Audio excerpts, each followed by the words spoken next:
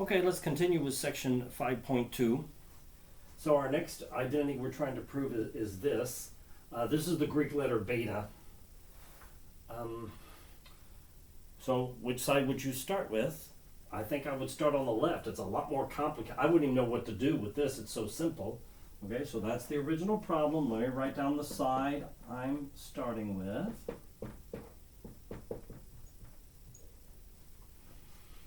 Okay. Well, think to yourself, what's something you could try here? Something that you would consider doing to simplify. I mean, I'm not even thinking about what I'm trying to get to yet. It's just a matter of trying to, make it simpler. Well, we have two fractions we're trying to add. There's nothing being added here. It's a single term. So my thinking would be, let's combine. Let's add the fractions. Okay? Well, we talked about how to do that in the previous example. Okay, so to add fractions, you need a common denominator. Notice these are not the same. And what's the least common multiple of the two? Well, the product. Okay, sometimes you can always find a common denominator by just multiplying together. That may not be the least common denominator, but it is here. Right? So let me write the first fraction. Okay. Now, to get the common denominator of that times that, I need this factor in the denominator, right? So I need a 1 plus cosine beta. But you just can't do that because you want to, remember, you have to multiply by 1. So I'm multiplying by 1 plus cosine beta over itself. This is equal to 1. So I'm not, this times 1 is itself. I'm not changing the value, I'm just changing the appearance. Now the same thing here, this fraction, okay, just recopy. Now what do I need to multiply that fraction by to get the common denominator of the product? I already have a 1 plus cosine beta, I just need a 1 minus cosine beta. But again, you have to multiply by that over itself. I'm multiplying this fraction by 1, so I'm not changing the value, just the appearance. So it's a big mess. Now if I multiply these fractions together, right, you just multiply numerators, multiply denominators, so I get 1 plus cosine beta times 1, that's itself. Now if you FOIL this out, you get 1. You get plus cosine beta minus cosine beta, and those drop out. And then negative cosine beta times cosine beta is negative cosine squared beta. Now that's just multiplying these two together. I need to multiply these. So I have 1 times 1 minus cosine, that's 1 minus cosine beta. And the product here is the same. Let me do it again. 1 times 1 is 1. You get cosine beta times 1 is cosine beta, minus cosine beta times 1 is minus cosine beta. So you have cosine beta minus cosine beta is 0. So I don't need to write that. And then cosine times minus cosine beta is minus cosine squared beta. Now, I knew I was going to do the same thing. We designed this to have a common denominator. Okay, so let me continue here. So to add fractions with a common denominator, you just leave the common denominator alone. And notice what I have in the numerator, 1 plus cosine beta plus 1 minus cosine beta. So when you add those together, you're going to get 2 plus 0. You just get a 2. Oops. And so that makes me think we're on the right track because I know I've got my 2. Now this doesn't quite match, does it? But hopefully you already are looking ahead. I have an expression with a 1 and a cosine squared beta. Whenever I see two things in a Pythagorean identity, two things in an expression that match one of the Pythagorean identities, that makes me think to try that. So this would be scratch work. Don't do it in the middle of all your work. Do it on scratch paper. So sine squared beta plus cosine squared beta is 1. So how do I get a 1 minus cosine squared? Subtract cosine squared from both sides. Right? So if I subtract cosine squared beta from both sides, I get sine squared beta is 1 minus cosine squared beta. So the denominator here is equal to sine squared beta. So this is 2 over sine squared beta. Right? Which is a lot simpler. Right? Now, let's look and see what we're trying to get to. I'm trying to get to 2 times cosecant squared beta. Well, what is 1 over sine squared? Right? Think of this as 2 times, right? Think of this as 2 times 1 over sine squared beta. Right? That's same thing. But what's 1 over sine squared beta? 1 over sine is cosecant, so that's cosecant squared beta, and that's what we were trying to get to. Okay? So the whole thing here was add the fractions. Once you start adding once I decided to add the fractions together, you get a common denominator, you add the fractions together, the numerator, when you add it, got me a 2. So as soon as you decide to add fractions and just went with the procedure, this is the next step you had to make a decision about.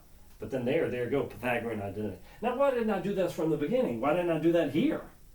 Or try Pythagorean identity here? Why didn't I do that there? Remember, the Pythagorean identities have squares. The trig functions are being squared. That's just 1 minus cosine, okay, beta. It's not 1 minus cosine squared. So I couldn't have done it here, but once I did the multiplication, I got my cosine square.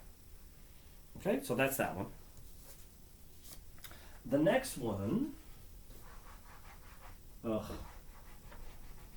look what it's doing.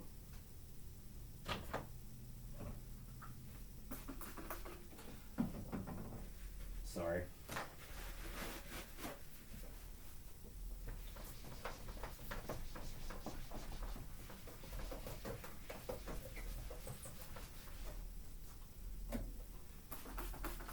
But it doesn't matter what I do, the board just gets filthy.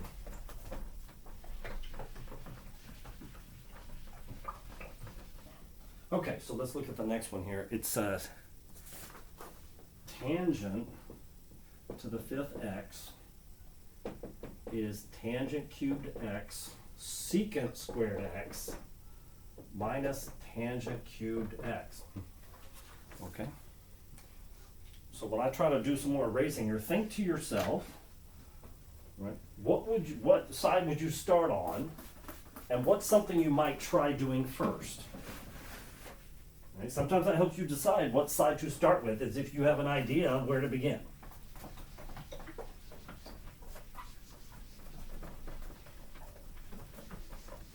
Okay. Well, I think I would start on the right-hand side, just because it's so much more complicated. Again, tan to the 5th, what would you even do with that? It's too simple. Okay, so I'm going to start with the right-hand side. So that's the original problem. Let me write down the side I'm starting with. Okay. And we need to do something to this to start making it look like tan to the 5th somehow. Well, notice we have a difference here, and we have a single term here. Remember, tan to the 5th is tan times tan times tan times tan times tan, right? And so we need a product.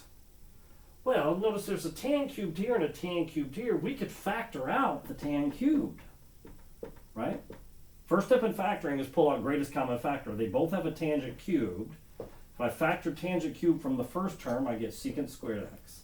If I factor tan cubed x from tan cubed x from minus, you get minus 1. And always check your factoring by multiplying. Tan cubed times secant squared x is tan cubed x secant squared x.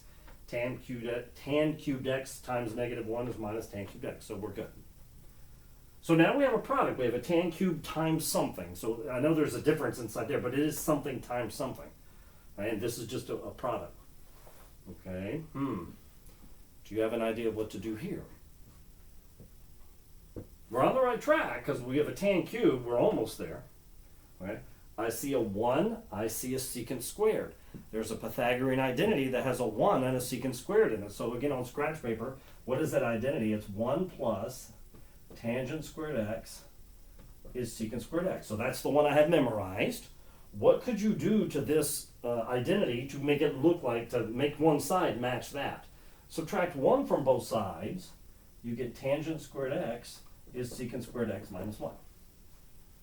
Okay, so again, I saw a secant square, I saw a 1. Aha, that's 2 things in a Pythagorean identity I've memorized. Write down the one that you know. And then what could you do to both sides of this to make one side look like that? Subtract 1 from both sides. I get secant squared x minus 1 is tangent squared x. So this is the same thing as this.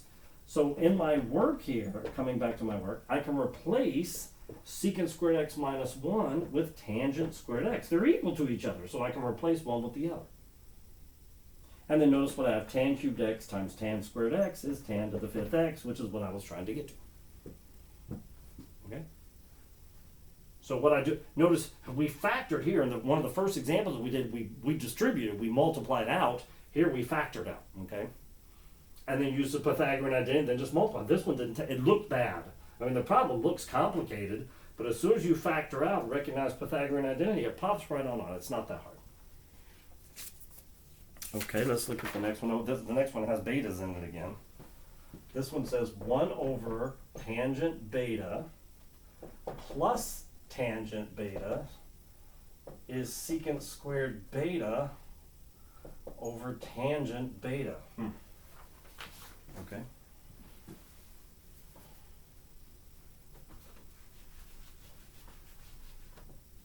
Okay. Well, what side should we maybe start on? They're both kind of complicated. I mean, you have a quotient over here, you have a quotient and a sum over here. Just based upon what we've been doing so far, I think I'm just going to start on the left because I have an idea of something to try, right? I have 1 over tan and tan. Why don't we add those together and get a single term? And then hope it starts looking like that, okay? So again, my thinking is that's a single term, and this is adding 2 things. Well, let me write down the left-hand side. Right? Okay, so 1 over tan beta plus tan beta. Well, think of this tan beta as tan beta over 1. I'm thinking of it as a fraction. And now to add the fractions, I need the least common denominator. The least common denominator of tan beta and 1 is tan beta. So I already have a tan beta there, so I don't have to do anything to that. But I need a tangent beta over here, right, to get that in the denominator. But you can't just multiply by tan beta in the denominator. You have to multiply a fraction equal to 1. So tan beta over tan beta. Okay, so what do I have? This gives me 1 over tangent beta plus, to multiply fractions, you multiply across, tangent squared beta over tangent beta. And again, you could cancel a tan, but you don't want to. If you cancel a tan, you go back to here. Don't undo what you've already done. Okay, so now I have a common denominator here. So to add the fractions, right, leave the denominator alone and add the numerators, 1 plus tangent squared beta. Now it looks like we're on the right track because now I have a fraction with tan beta in the denominator, and that's what I want. So it looks like we're making progress. Again, you just go with your gut and hope for the best. As soon as I said, let's just add these fractions together, that led me down this path, and all of a sudden I have the tan beta matching in the denominator. So now what's the deal here? I have a 1, I have a tangent square. That's a Pythagorean identity, and we don't have to rearrange like we did on the last one. 1 plus tangent squared beta is secant squared beta. That's a Pythagorean identity that you need to have memorized. And notice what I have here is what I was trying to get to. So sometimes if you just go with figure out something to try and go with your gut, it pops out, okay? You're not going to see 10 steps ahead. You just have to try something and see what happens. Okay, so for the last example here,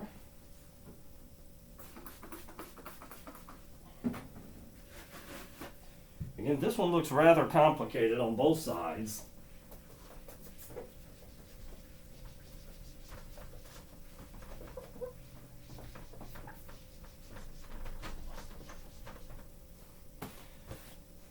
Okay, so it says tan x plus tan y over 1 minus tan x tan y, wow, equals cotan x plus cotan y over cotan x cotan y minus 1. Yeah, wow. So there's my problem. Both sides look rather complicated. So I kind of think it doesn't really matter which side you start on. I'm going to start on the left. Because I think whatever you do here, you could do the corresponding thing over there. So I don't really think it matters. So I'm just going to start on the left. Okay. Now, do you have an idea of something you could try here? Just think about some of the things we tried before.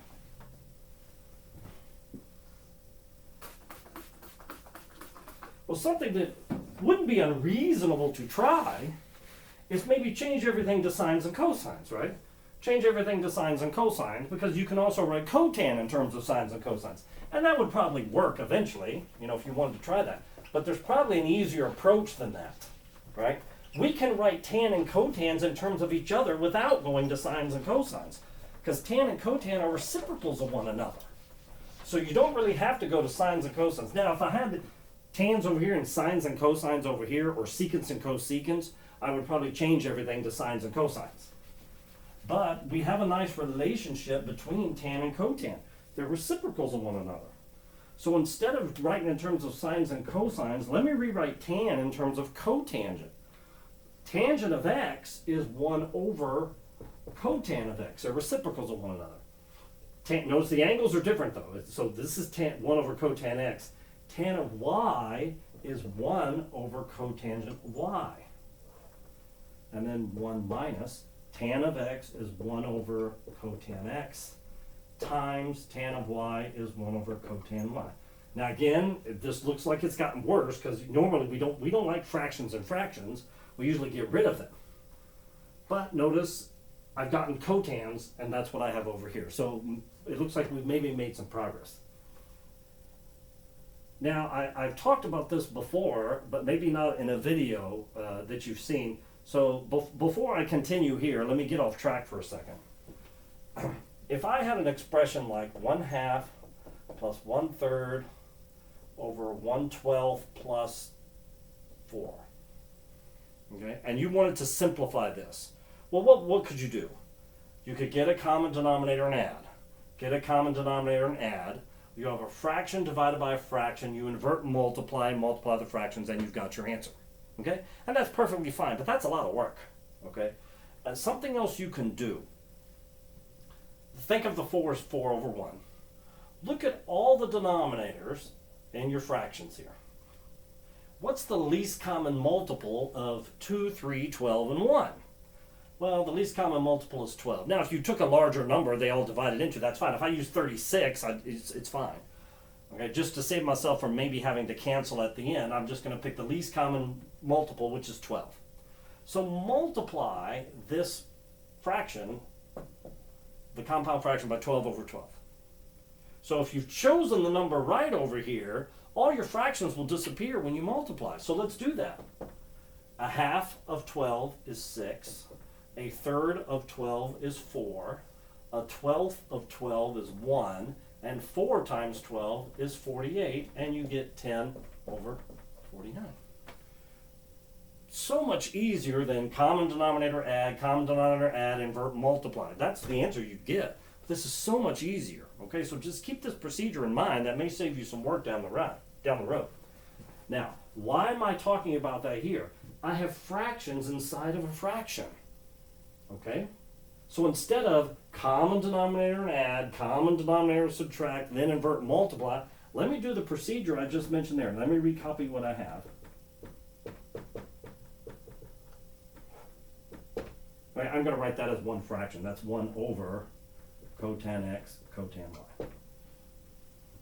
And again, think of the 1 as 1 over 1. Now look at all the denominators. I have a cotan x, a cotan y, a 1 over 1, and a cotan x, cotan y. What's the least common multiple of cotan x, cotan y, and cotan x, cotan y? They all go into cotan x, cotan y. So with that in mind, right, I'm going to multiply by the least common multiple of all the denominators, which is cotan x, cotan y. So I'm going to multiply this whole thing by cotan x, cotan y over itself. So this is like the 12 over 12 that I used in the previous problem. Okay? Oh, this is going to make a mess. Okay, so now if you do the distributing like I did the 12, I distributed the 12. Let's see what we get. Notice it'll get rid of the fractions and the fractions. That's one thing that's nice about it. It gets rid of the fractions and the fractions in one step. So what do we get here? So you have to do this times that and then that times that. But this is what's cotan x, cotan y times 1 over cotan x. The cotan x's cancel and you're left with cotan y. And when I do this one, 1 over cotan y times cotan x, cotan y, the cotan y's cancel, and you just have 1 times cotan x. And notice I have cotan x cotan y times 1. That's cotan x cotan y. And then minus 1 over cotan x cotan y times cotan x cotan y. They cancel, and you're just left with minus 1. And lo and behold, that's what I was trying to get to, right? Addition's commutative, so cotan y cotan x is the same as cotan x cotan y. So it really looks like it's a really horrible problem, but I only did 2 things here. Change tangents to cotangents, and then use least common multiple of all the denominators to wipe out the fractions and the fractions, and as soon as I did that, out it popped. Okay? So keep that procedure in mind, especially when you take calculus next semester. That is going to save you so much time and effort when you have fractions inside of fractions. Multiply by the least common multiple of all the denominators over itself. It'll wipe out all your fractions, and then you can go from there. Okay, now what if we had started with this side and I wanted to go to that side?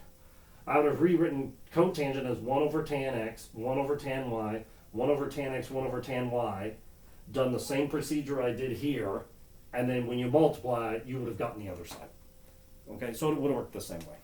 Okay, that's the end of that section.